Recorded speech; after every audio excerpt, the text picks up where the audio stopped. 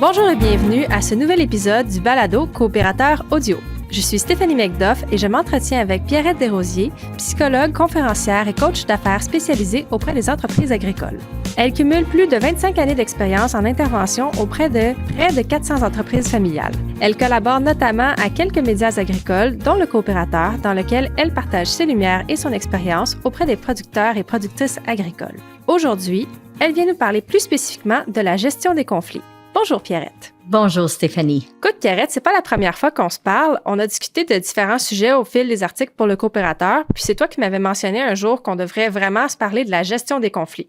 Tu m'avais dit que ça représentait une assez bonne proportion des demandes en consultation que tu reçois pour ton cabinet. Puis c'est ce qui m'amène donc à te demander pourquoi c'est important finalement d'aborder la gestion des conflits dans les entreprises familiales agricoles et en quoi le fait de faire des affaires en famille rend ça encore plus ardu.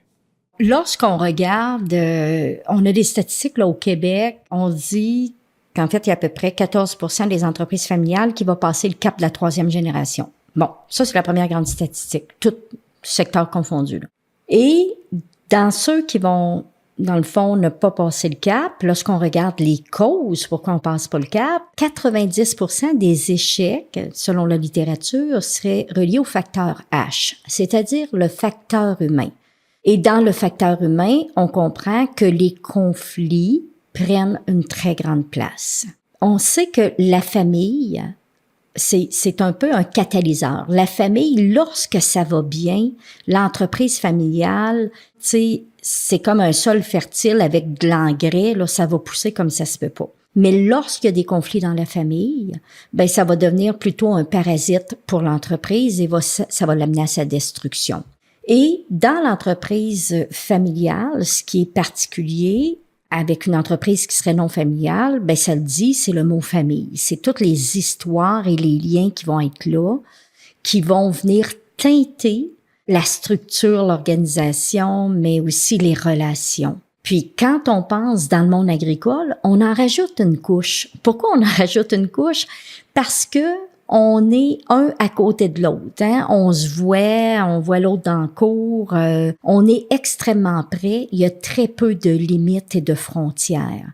Donc, ce que ça veut dire, c'est que ça rend ça exponentiel, les sources possibles de conflits, tout est dans tout, on est tout mélangé. Alors, c'est pour ça que la gestion des conflits dans les entreprises familiales, et je mettrais / agricole, ben, c'est d'une grande importance et c'est pour ça qu'il faut en parler. Dans une entreprise familiale, tu n'as pas nécessairement le choix de ton associé qui fait partie finalement de ta famille, mais c'est quand même quelque chose que tu dois considérer avant de commencer à dire que tu t'associes dans l'entreprise, je suppose. Fait que, à la base, là, quand on se dit qu'on veut s'impliquer dans l'entreprise familiale, c'est quoi les ingrédients de base qu'on devrait considérer avant le début de l'association? On prend pour acquis que parce qu'on vient d'une même famille, que ça va fonctionner. Ça, c'est un très grand mythe, là. Je dis souvent qu'à la base, des éléments essentiels mais non suffisants. Le premier, c'est qu'on doit avoir un capital émotionnel. C'est-à-dire que on doit avoir de l'amitié puis éprouver, tu sais, un capital émotif pour l'associé avec lequel on va être. Tu l'aimes-tu, ton frère? T'entends-tu bien avec tes parents? Est-ce que tu as le goût de faire affaire avec? Puis, quand on regarde dans les études sur les familles, on sait que le niveau, on appelle ça l'engagement émotionnel, là, tu sais, jusqu'où tu aimes beaucoup à pas du tout un membre de ta famille. Puis on va retrouver ça dans toutes les familles. Mais imagine que on s'entend pas déjà avec l'associé futur, qui soit notre parent, notre frère, notre sœur, la belle-sœur, mais on se dit, on va faire des affaires ensemble, puis c'est une business de famille. C'est pratiquement voué à l'échec.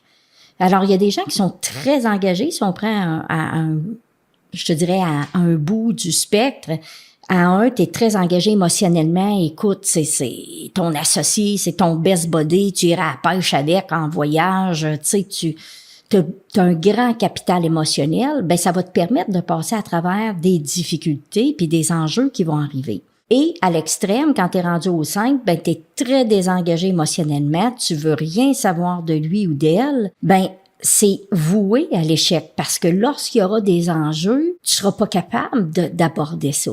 Puis j'ai vu des parents qui se sont obstinés à vouloir entêter, à vouloir associer leurs enfants ensemble.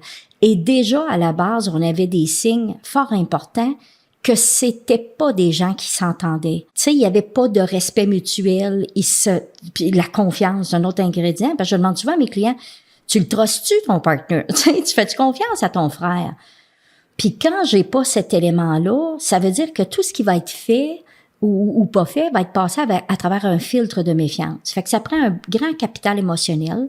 Il faut avoir confiance en l'autre, il faut avoir du respect, il faut s'apprécier, il faut apprécier les qualités de l'autre, puis accepter ses travers parce que tout le monde en a. C'est un peu comme un couple qui va se marier ou en tout cas qui va faire une vie à deux, là. Tu commences pas ta vie à deux si t'as pas ces éléments-là. Ça va permettre de traverser les défis puis les épreuves ou les conflits qu'on va rencontrer. Mais il y en a qui ont même pas ça à la base. Et on pense que parce que ce sont des gens d'une même famille, ça va fonctionner. Donc, quand on parle de la gestion des conflits, je dis des conflits parce qu'il y en a différentes sortes, mais j'imagine aussi de différentes sources. Tu mentionnes là la confiance qu'on peut avoir envers quelqu'un, le respect aussi qu'on lui porte, l'amour, l'affection. Y en a-tu d'autres sortes de sources de conflits ou il y en a qui sont peut-être un petit peu moins intrinsèques à la relation entre les deux personnes? Est-ce que ça peut se manifester, je sais pas, dans leur manière d'agir entre eux ou autre chose? Ben c'est ça, quand on regarde les sources de conflits, tu sais, c'est un peu comme quand les gens viennent me voir, ben avant d'arriver à trouver des stratégies, il faut trouver ce qui va pas. C'est un peu comme si tu vas chez le médecin, ben tu as un ensemble de symptômes, puis là, ils vont investiguer, ils vont faire un diagnostic avant de faire un pronostic, puis te donner une prescription, là, faut savoir ce qui va pas. Quand on regarde les sources de conflits, on pourrait les diviser en deux grandes familles, puis je vais en nommer plusieurs dans ces deux familles-là. Puis il faut voir que c'est des vases communicants, puis c'est un exclut pas l'autre, là. Mais, par exemple, la première, puis c'est pas par ordre d'importance, là, mais il y en a deux. Il y a des conflits qui sont plus structurels puis organisationnels. Je m'explique. Ces conflits-là, ça va découler de la structure même de l'entreprise. C'est là qu'il y a des failles.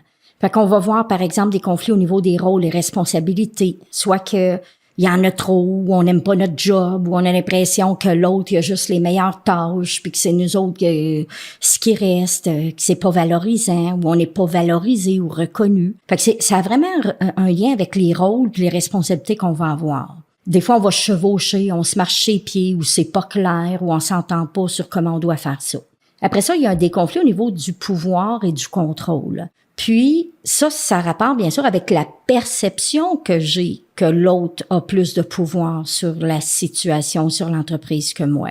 Puis, on sait dans la vie là, que à peu près tout est une question de perception. Là. À partir du moment où je perçois que l'autre a plus de pouvoir que moi, même si l'autre ne voit pas ça ou ne ressent pas ça, on a un problème. Alors ça veut dire, par exemple, il y en a un qui va me dire, ben là, on sait bien, c'est toujours mon frère qui décide tout ce qui est important, ça passe dans ses mains, puis j'ai pas un mot à dire, puis il contrôle tout. Alors, si je n'ai pas l'impression qu'il y a un équilibre à ce niveau-là, ça peut être une source de conflit. Ensuite, on peut ne pas s'entendre sur c'est quoi les normes qu'on va donner pour les gens qui vont travailler dans l'entreprise, surtout quand vont arriver les enfants. Combien qu'ils vont être payés, comment qu'ils vont travailler, qu'est-ce qu'on va lui demander, comment on s'attend qu'ils vont travailler d'heures ou comment ils vont se comporter. Alors, on ne met pas de règles claires, puis là, ben c'est sûr, on s'imagine, par exemple, on est les deux frères ou un frère, une sœur, puis là, les enfants commencent à rentrer. Ben, il faut pas que mon oncle dise grand-chose à notre enfant que là, la bisbille peut pogner. Alors, on n'a pas établi rien de clair. Puis, il y a toute la partie des conflits économiques. Ça veut dire comment on va répartir les profits, comment on va investir. Bon, certains vont dire, tu sais, ils vont vouloir plus investir, par exemple, dans le troupeau, dans le quota. L'autre, c'est dans le champ. Ou, il y en a un qui veut constamment investir dans l'entreprise. Puis l'autre, il dit, ben écoute, on pourrait-tu en avoir un peu là pour nous autres, là, pour vivre un peu mieux, là, je suis tannée de prendre de l'expansion, puis on n'a pas de vie. Bien sûr que ça fait référence ça, aux valeurs aussi que l'on a, là. Des fois, on n'a pas du tout la même vision de l'entreprise, l'orientation. Où c'est qu'on veut qu'elle s'en aille, cette entreprise-là? Il y en a un qui veut monter à 500 vaches, l'autre il est à 100 vaches. Il dit, regarde, moi, je suis correct, là, je veux pas développer plus que ça. Puis là, je suis en train de dire qu'il y a un modèle qui est mieux que l'autre. Mais C'est comme dans un couple, là. Il y en a un qui peut pas vouloir 8 enfants, puis l'autre en veut pas, là. Il y a de quoi qui marchera pas. Il y en a un qui veut s'en aller sur le bio, l'autre voudrait rester dans le conventionnel. Donc, on va avoir des conflits au niveau de la vision qu'on a, de l'orientation de l'entreprise. Puis, je pose des questions. Bon, comment ça marche, vous autres, les congés, les vacances, les salaires? Puis souvent, les gens vont me dire, je te dis que les congés et les vacances, c'est pas trop clair, là. Ça dépend si mon frère en prend plus. Là, je me dis, je peux en reprendre. Puis encore là, c'est source de tension parce qu'il y a rien qui est clair. Puis ça, on comprend, on est parti de maman et papa qui s'entendaient un peu sur l'oreiller avec leur structure, là. Mais là, à un moment donné, quand l'entreprise grossit, qu'on est une couple de famille là-dedans, il faut se structurer. Et parce qu'on n'a pas cette structure-là, ça amène énormément de tension. Après ça, on va aller dans les relations. Et c'est là on va entrer dans des conflits relationnels, puis qui peuvent découler, bien sûr, là, du fait qu'on n'avait pas de structure, là. Mais quelque chose qui est assez clair, qu'on voit dans la littérature, c'est à quel point l'envie, la jalousie dans la fratrie est quelque chose qui va interférer beaucoup dans l'entreprise familiale.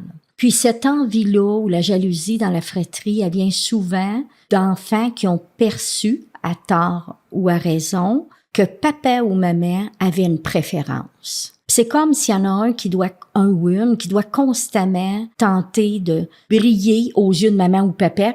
Puis ça, je vous dirais, même quand maman ou papa peuvent être décédés. J'ai des gens qui ont 50 ans, qui ont 60 ans, qui me parlent encore à quel point que leur père n'a jamais reconnu ce qu'il a fait de bon. Fait que ça amène des tensions énormes entre des enfants qui, rendus grands, seront encore en train de vouloir se chicaner la place pour briller aux yeux de maman puis papa.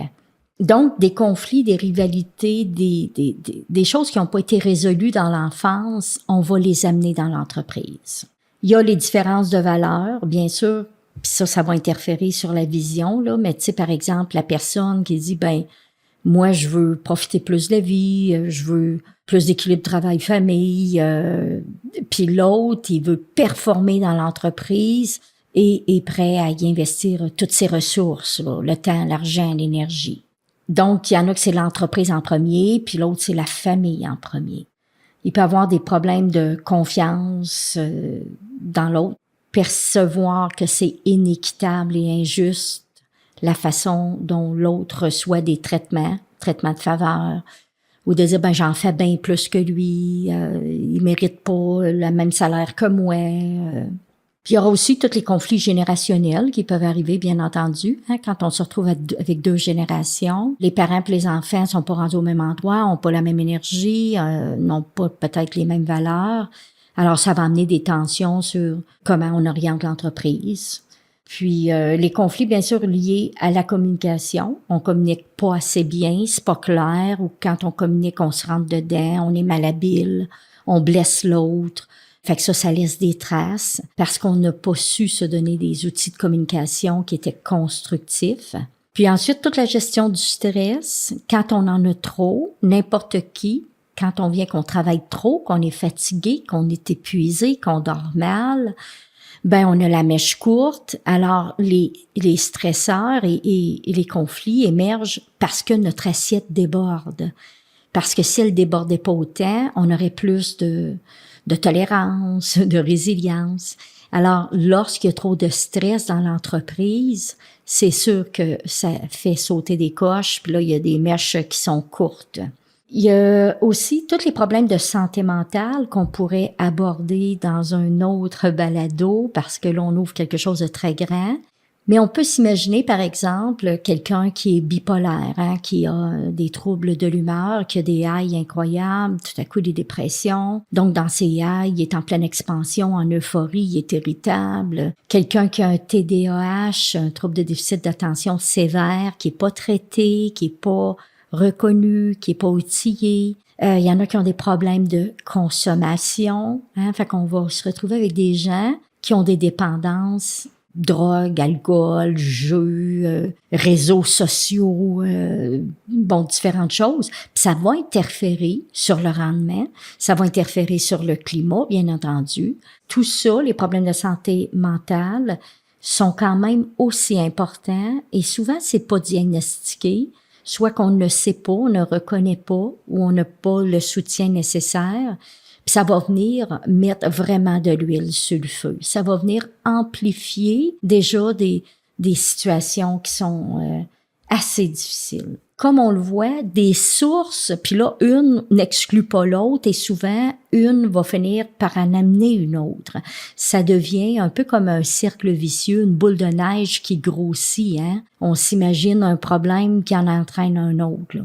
Puis on se promène souvent entre la structure et les relations, puis souvent, c'est un peu des deux. Mais le rôle d'un intervenant, c'est de bien identifier justement c'est où que ça bug en premier, puis sur quoi on pourrait travailler, puis qui amènerait de réduire des conflits. Tu sais, par exemple, de se donner des paramètres, on pourra en parler tantôt dans les stratégies, là, mais au niveau des horaires de travail, des congés, puis tu sais, commencer à mettre des choses en place.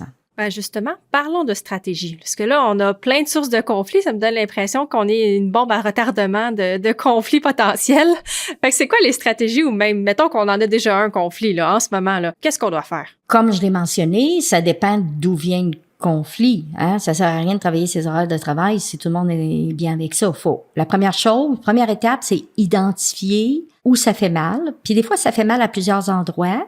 Puis là, on se dit, qu'est-ce qui serait le plus important? Sur quoi on voudrait travailler en premier? On va y aller encore là avec la même structure, je dirais, c'est que au niveau, si on regarde les meilleures pratiques, les entreprises familiales qui arrivent à être bien, rentables, mais aussi vivables, où est-ce qu'on est content d'être ensemble. Moi, dans mes interventions, je poursuis toujours deux objectifs qui doivent être en parallèle. C'est faut qu'on atteigne de la productivité et du bien-être. Un va pas sans l'autre. Une entreprise bien productive, technico-économique, puis on pète des scores, mais regarde, on est à couteau tiré, puis on est malheureux là-dedans. On fera pas vieux os, là. C'est pas utile pour personne. Et juste avoir du fun, on peut pas juste faire le party dans l'entreprise, il faut que ça soit rentable. Fait qu'on va regarder d'abord, est-ce que, au début, la vision, la mission, est-ce que on est d'accord avec, tu sais, où est-ce qu'on veut aller ensemble? Parce que là, on a un problème si on veut pas aller du tout au même endroit ou si on a des valeurs très, très différentes. Fait qu'on va essayer de s'entendre sur quelles sont les valeurs communes que l'on partage. Puis après ça, dans les bonnes pratiques, on va regarder rôle, responsabilité, justement, jusqu'où on peut alléger, éclaircir, renégocier ça, puis voir est-ce qu'on est bien avec ça, puis qu'est-ce qu'on peut enlever, déléguer. On va se donner des règles souvent de fonctionnement, justement, il faut voir à ça, là, les congés, salaires, les avantages, sans tomber dans, du micro, là, puis s'enfarger d'un fleur de tapis. Mais à un moment donné, il faut avoir des paramètres, puis il faut se donner des moyens aussi de dire, si je suis pas à l'aise avec ça, ou si je comprends pas, ou si j'ai l'impression que je commence à être insatisfait avec ça, il faut être capable d'en parler. Puis tout ça, j'imagine que ça va être renégocié chaque fois qu'il y a une nouvelle personne qui s'ajoute à l'équipe, en tout cas au moins aux associés. Absolument. Ça, je dis toujours, c'est comme la vie à deux, là. C'est, tu sais, quand on s'embarque ensemble au début, là, on dit pas, bon, on s'entend là-dessus, puis on se reparlera dans 30 ans, là. À partir du moment où il y a des changements, des fois, il y a de la maladie, il y a un enfant qui arrive. Je te dirais, les premières interventions que je fais, c'est d'amener les gens à être plus à l'aise à parler ensemble pour qu'on soit capable d'aborder tout ça. Parce que pour arriver à aborder tout ça, faut d'abord être capable de parler. Bon, je l'ai dit tantôt, communiquer, ça réglera pas tout. Tu me dis, tu veux 8 enfants, je te dis que j'en veux pas. On est clair, c'est pas un problème de communication, c'est un problème, on veut pas aller au même endroit. Mais être capable de se dire qu'on va devoir mettre des choses sur la table, mettre des enjeux, mettre des attentes, mettre nos préoccupations, puis se donner des moyens, un temps, un moment, des séquences, on va faire des réunions, mais accepter qu'on a des choses qu'on va devoir parler parce qu'on est des êtres humains, puis plus qu'il y a d'êtres humains dans recette, plus qu'il va y avoir d'attentes, de valeurs, de besoins différents. Fait qu'à chaque fois, bien sûr, qu'il arrive quelqu'un de nouveau, surtout s'il y a un associé, on doit revoir plusieurs choses. C'est aussi de partager le pouvoir, c'est de prendre des risques en commun. Je dis souvent aux gens, tu sais, une des pires choses, c'est de prendre des décisions puis de forcer une décision. Par exemple, quelqu'un veut acheter une terre, l'autre il veut pas, achète-la, puis on verra bien. Puis là, si ça marche pas, l'autre va dire, gars, je te l'avais dit, j'étais pas pour ça. Non, on prend les risques en commun. On réussit en commun, puis on se plante ensemble. On fait les choses, puis on prend les grandes décisions, on prend le temps pour arriver à un consensus. C'est pas une question de vote, là, c'est une question de consensus pour arriver à prendre des décisions importantes ensemble. Ça demande de faire des réunions, ce que la plupart des entrepreneurs ont de la difficulté, parce que pour eux autres, c'est une perte de temps. Et ça, je dis toujours, c'est un moyen, la réunion, c'est pas une fin en soi. Si on se pogne à la gorge pendant la réunion, là, c'est clair que on a besoin d'aide puis faut se faire accompagner. Mais une réunion, c'est un moyen de s'arrêter, de suivre ce qui se passe, de parler de ce qui s'en vient, de dire, bon, ben, par rapport à telle chose, il est arrivé quelque chose avec l'employé, j'aimerais ça qu'on regarde comment on pourrait mieux gérer ça la prochaine fois. Ça permet comme de faire le ménage puis de prévoir ce qui va s'en venir. Mais pour ça, il faut accepter de se donner un moment, un lieu, une façon, puis de dire c'est une priorité de faire des réunions. Après ça, on trouve notre format, là, puis comment on va le faire. Mais au niveau individuel, quand on parle de relations, ce qu'ont en commun les entreprises qui réussissent puis qui vont bien, ben on s'aperçoit que les gestionnaires, les associés, là, les patrons, ceux qui dirigent, ont une bonne connaissance d'eux-mêmes. Faut se connaître. C'est quoi mes forces? C'est quoi mes faiblesses? C'est quoi l'impact que j'ai sur les autres? Ils ont accepté de communiquer puis ils ont développé des habiletés. Ils ont continué à travailler, à s'améliorer au niveau des relations humaines. Ils prennent la gestion des conflits très à cœur. Ils laissent pas aller des choses en disant ça va passer. C'est sûr qu'il y a des petites affaires, tu dis bon, mais de façon générale, c'est important, on en parle. S'il y a un éléphant dans la pièce, on va en parler. C'est des gens qui ont appris, qui ont le respect, l'empathie, la tolérance à un certain niveau, pas parfait, là, qui ont aussi la capacité de pardonner parce que l'autre, nécessairement, il va faire des choses que t'aimes pas, comme dans un couple. Puis là, si t'accumules tout ça dans un garde-robe, là, puis à chaque fois tu ressors ça, là, ça marchera pas. C'est des gens qui ont accepté aussi d'établir leurs limites, de parler de leurs limites. Puis au niveau humain, ben pour que ça marche, comme dans un couple, il y a 3 grandes stratégies. C'est accepter l'autre comme il est, avec ses travers, en tout cas en partie, accepter. Il y a une partie qui c'est tolérer. Puis la différence, elle est où? C'est accepter, c'est comme j'en fais même plus de cas, c'est comme, bof, ça c'est beau, il est traîneux, puis ça me dérange plus, ou il traîne dans le garage, puis bof, je vous rentre pas dedans, puis ça me dérange pas. Tolérer, c'est, ça me travaille un peu, mais j'arrive à me dire, ben garde, il est comme ça, puis bon. Et l'autre va travailler un peu sur ses travers pour améliorer un petit peu des comportements. Et là, je m'explique.